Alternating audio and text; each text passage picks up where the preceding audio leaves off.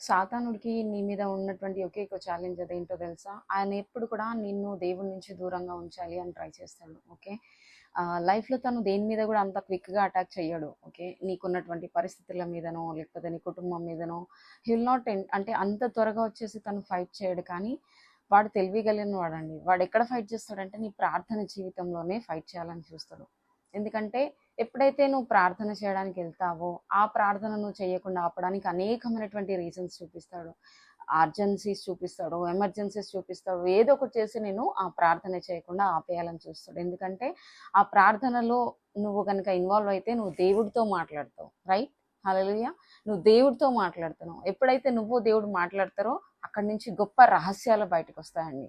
So నువ్వు ప్రార్థన చేయడానికి కూర్చుంటావు అనంటే ఈ లోకం నీకు కొద్దిసేపు నువ్వు మర్చిపోయి నువ్వు దేవునితో కనెక్ట్ అవుతావు డైరెక్ట్గా. కాబట్టి నువ్వు ఎప్పుడైతే ఆత్మపూర్ణంగా దేవునితో కనెక్ట్ అవుతావో ఆయన తన రహస్యాలను రివీల్ చేస్తాడు. ఎప్పుడైతే ఆ రహస్యాలు బయటికి వస్తాయో ఈ లోకంని ఎలా జయించాలో అనేటువంటి నాలెడ్జ్తో నువ్వు ఫుల్ అవుతావండి. ఓకే. ఆత్మీయ జ్ఞానంతో నింపబడి ఉంటావు కాబట్టి నువ్వు దేన్ని ఎలా హ్యాండిల్ చేయాలనేటువంటి జ్ఞానం వచ్చేస్తుంది. కాబట్టి సాతానికి తెలుసు ఫస్ట్ నేను ఎక్కడ కట్ చేయాలో తెలుసు వాడికి. నిన్ను ఎక్కడైతే కట్ చేస్తాడో ప్రేయర్లో ఇక మిగతాదంతా ఆయన విన్ అయినట్టే. కాబట్టి ప్రతిసారి కూడా మిమ్మల్ని మీరు అబ్జర్వ్ చేయండి. ఎక్కడన్నా గ్రూప్ ప్రేయర్స్ ఉన్నాయి, లేకపోతే కుటుంబ ప్రార్థనలు ఉన్నాయి. ఓకే. అలా ఉన్నప్పుడు మీరు వెళ్ళి ప్రార్థన చేస్తారు. Okay. It will allow you. కానీ ఎప్పుడైతే నువ్వు వచ్చేసి పర్సనల్గా ఒక 10 నిమిషాలు దేవునితో కూర్చున్నట్టు సమయం ఉందా?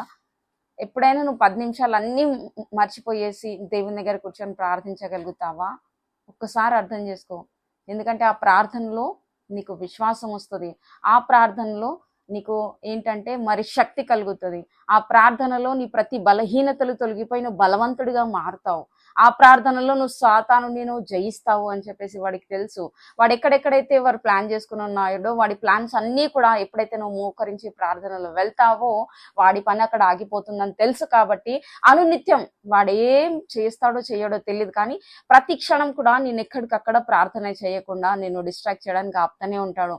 ఒకవేళ నువ్వు ప్రార్థన చేయడానికి వెళ్ళి నీ గదిలో కూర్చుంటే కూడా మనకు ఒకవేళ మనం బైబిల్లో చూసుకుంటే ప్రార్థనకి వెళ్ళినప్పుడు ఏం చేసుకోవాలంటే తలుపు మూసుకొని ఒక చివరన కూర్చొని నువ్వు ప్రార్థన చేయాలంట. So that you'll be separated from the distractions. కానీ ఈ జనరేషన్లో ఎలా అంటే మనకు మొబైల్ ఫోన్ ఉందండి. ఈవెన్ ఒక రూమ్లోకి వెళ్ళిపోతావు, సపరేట్గా కూర్చుంటావు, కానీ నీ మొబైల్ నీకు ఇబ్బంది కలిగిస్తుంది. సో సాతాను నీ మొబైల్ని నీకు ప్రార్థన చేయకుండా ఎలా ఆపుతున్నాడో, దాన్ని ఎలా జయించాలని అనుకుంటున్నావు ఒక్కసారి నువ్వు ఆలోచించుకో.